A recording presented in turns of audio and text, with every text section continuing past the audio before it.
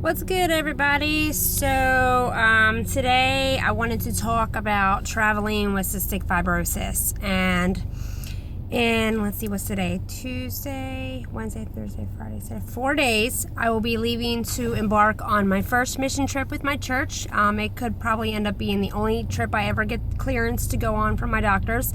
We're going to Honduras, but I got clearance to go and I'm super excited, and this is definitely not the first time that I will be traveling, and definitely not the last. And it takes a lot to travel with cystic fibrosis. There's so much you have to do. There's so much you have to take with you. Even if you go on something like a small weekend trip. An example, my boyfriend, when I first started hanging out with him, he used to go, "You have more bags than anybody I know." And I'm a heavy packer as it is, because, I have to have 500 things anyway. But you add the CFs, all the stuff you need to take care of yourself on top of that, and it becomes a lot of shit, let me tell you. But that's like an ongoing joke. But anyway, I could probably talk your ear off all day on how to travel with cystic fibrosis and things you should do, things you shouldn't do, but I'm going to try to keep this crammed into one, hopefully, short blog. So anyway, the first thing you need to decide is, are you healthy enough to travel? And if you're not, and you don't feel like you are, don't, because it's not worth it. I speak from experience. There's been plenty of times where I'm like, no, I'm good, like, it'll be okay, and then I come home and I end up in the hospital, or I'm sick, I end up on extra meds, I'm run down, I'm wore out. I'm famous for wearing myself out. We all know this. My doctors know it. I have a busy summer coming up. When I get back from Honduras, I'm probably going to be in Florida visiting a friend, and at the end of August I'm going to be in Disney World again in Georgia with my uncle and grandparents, and it's going to be amazing. And then I'm pretty sure before the end of the year I'm going to be like wore out, beat down. I've already been there this year once, not in the hospital, thank God, but just go, and not think about, like, hey, take a break, rest. You're going to put yourself 6 feet under if you don't stop. But anyway, so the point is, if you need to decide if you're healthy enough to travel, and if you're not, just don't. If you're not feeling good, if you're not feeling right, if you feel like there's too much going on, and that all depends on, like, where you're going and what you're doing. I'm going to Honduras. I'm doing mission work. We're going to be building a house for a family in need. And, obviously it's very laid back. It's not like, a workhorse thing, but like, I got to be careful not to like overdo it. And you got to do that with anything you do. But the other thing is, you have to figure out, are you traveling with people, or are you traveling by yourself? I've done both. And, are you traveling by plane, by car, by train? What are you doing? And, are you going to have somebody to help you with your bags? Are you going to be on your own completely? All these things you got to factor in to what, what you're doing. Because there's a lot of shit that we have to take with us. And it, depending on how bad your CF is and what your treatment plan is and, what your therapies are, it depends on how much crap you're going to have. And, let me give you an example. So for airway clearance, most of us do a vest. We hook it up. It's like it's a vest, and it looks like vacuum hoses, and it hooks to the vest, and it blows up, and it shakes all the junk up in your lungs, and you hack it up. Obviously you can't travel with that. It's it's not as big as it used to be. The new ones are smaller, but the machine is like this big, the bag's this big, and it's heavy as hell. That's not convenient for traveling anywhere. So you got to dumb it down a little bit to get your airway clearance in, whether it's a flutter device or a cappella, or if you're like me, sometimes if you're traveling and you're going on vacation, you just skip it altogether like a dumbass. Don't do that. I'm not saying do that, but sometimes it's been known to happen. I'm human, I get frustrated and I'm like, screw this, like, it's not going to be worth my time. I'm going to, use up all my vacation time or what I'm doing to shake crap out of my lungs when I can just kind of beat on my chest while I'm coughing and, whatever. Anyway, so, don't skip it, if you don't have to. You shouldn't anyway. But anyway, so the other thing is, you got to make sure you have all your meds for as many days as you're going. But take extra. If I could flash this in big bold letters on the screen with asterisks and everything, take extra, do it. The last time I went to Georgia and to Disney World, it snowed and iced in Georgia, in January. It's not supposed to ice up down there, but it did. And I had to jump on a train. My uncle put me on a train to get me home, and it was the last one to leave Georgia before they shut it down because I did not have enough medicine to stay there extra days until all this shit was over with. I will never do that again. And normally I'm pretty good about bringing extra, but this time I was like, you know what? I'm going to Georgia. I'm not going to get stuck. Bullshit. Take extra. Take extra meds. It's worth it. So when you're traveling by car, it's a little bit easier to kind of pack things. You can pack as many bags as you want, whatever, blah, blah, blah.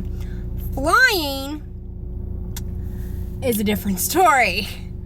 One thing I've done over the years, my first time flying, anytime I fly, put all your meds and nebulizers and shit like that in your carry-on. Your carry-on bag in the overhead bin should have everything you need to sustain you health-wise.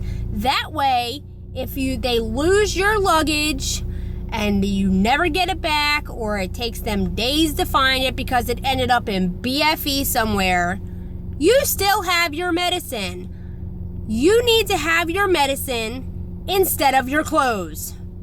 Period. This is not a discussion. This is not a debate. This is not a topic that is, oh, screw it, you're wrong, whatever. No. Put that shit in your carry-on on the plane.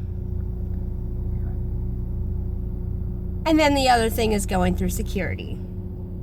I have been fortunate enough every time, knock on wood, I don't have any wood in the car, that every time I have gone through customs and that I've gone through airport security, I have not got questioned about any of my pills, nebulizer, vial, liquid thingies. Because, when you're going on a plane, I don't always put everything in the bottles. I kind of put it in a pill thing and call it a day and put what I need out of the box, because you can't take all that shit with you. It comes in big boxes and it's not convenient. But going through customs, put that shit in the bottle it belongs in.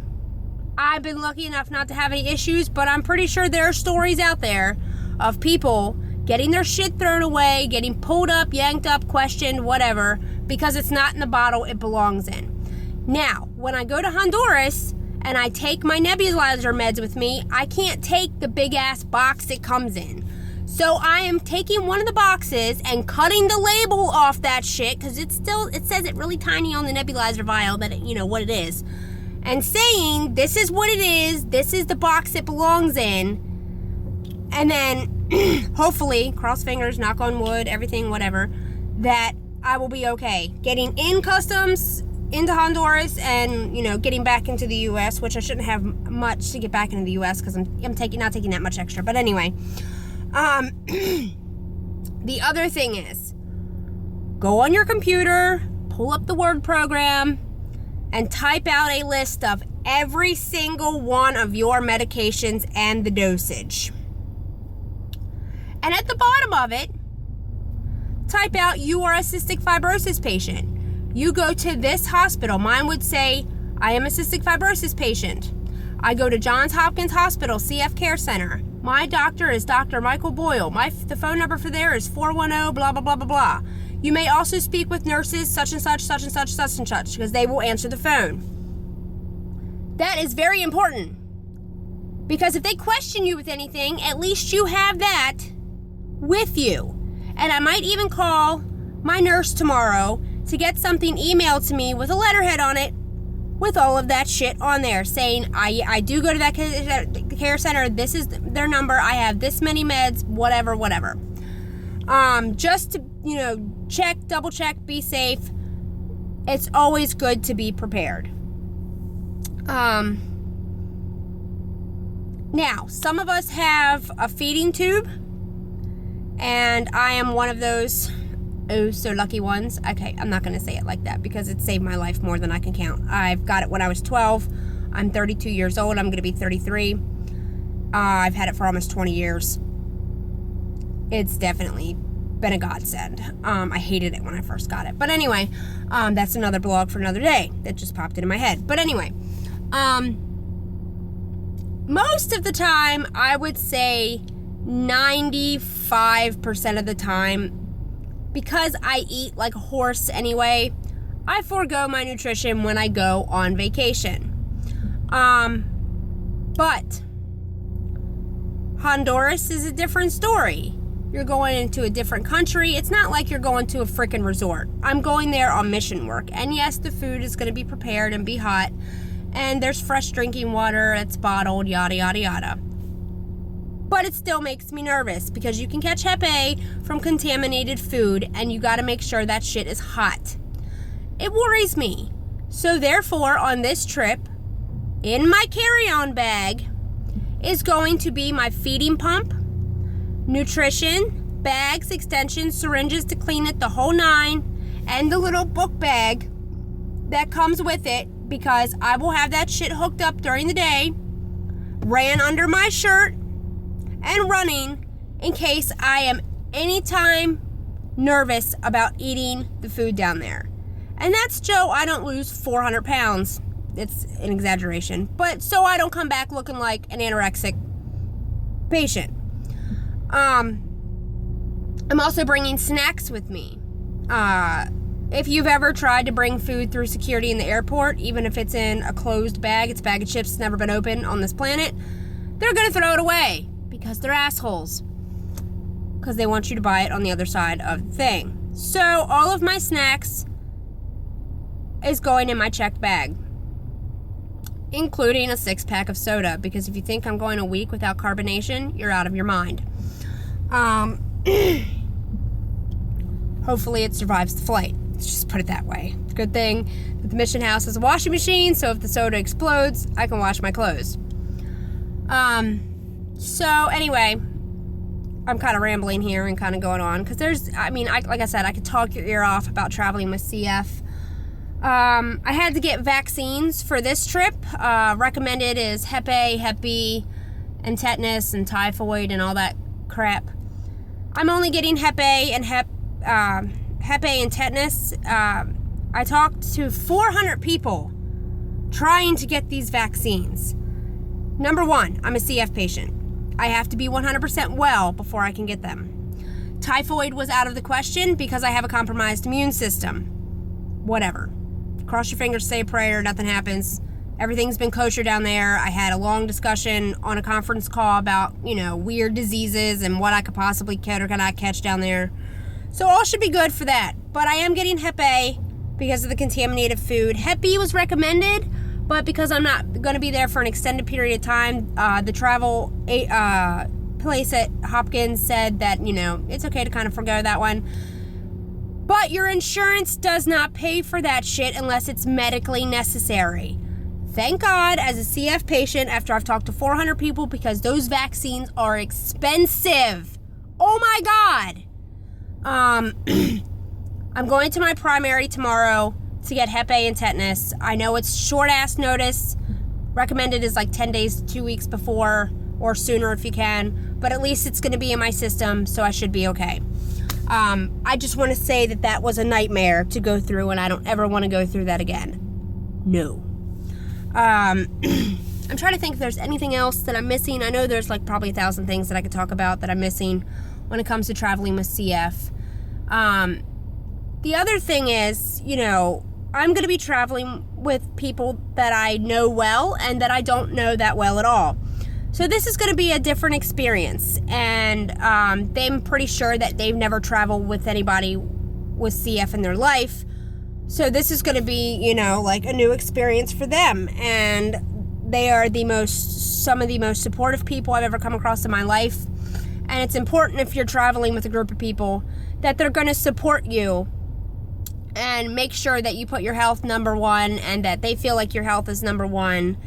And you know, I'm going to have plenty of time to get my meds done in the morning before we start work, and, you know, at night. And I'm going to be on Caiston this trip, so my nebulizer, it has to be done in the middle of the day. So it'll probably go in my book bag to the construction site, and I'll just sit down and do it and clean it when I get back to the mission house. So the other thing is, God, there's so much I could talk about. My mind's kind of drawing a blank here.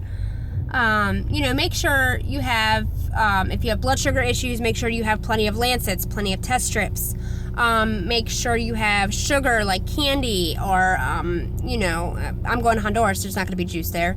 Well, if there is, I ain't drinking it. You know, I have pixie sticks, and I have sweet tarts and stuff to get my sugar back up if it crashes, because it's been known to crash a lot lately. Make sure everything's refilled. Make sure you have, like I said, plenty of everything, plus a little bit of extra. Oh my God, there's so much that I could, wow, maybe I should just call it a day here, huh? My mind's kind of, there's so much on my mind preparing for this trip and making sure everything is okay, going to be okay for home, on the home front while I'm gone.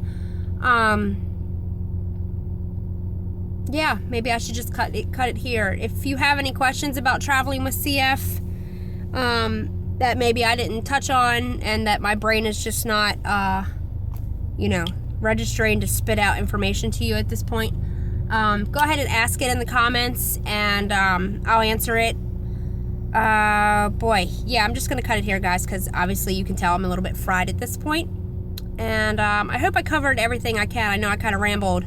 But that's pretty much what it's like to travel with CF. There's so much shit you have to do. There's, you know, extra stuff you have to pack. There's, you know, you got to make sure you're healthy. You got to, you know, if you're doing something like I am now with this mission trip, you got to clear it with your doctor. Don't run yourself into the ground. Rest, take breaks, you know, don't travel if you're sick. And if you come home, make sure you have at least a couple days to recover.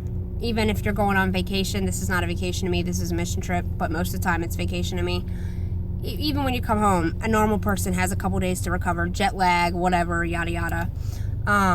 Give yourself extra time to rest. Don't just jump right back into it, you know, which I've been known to do.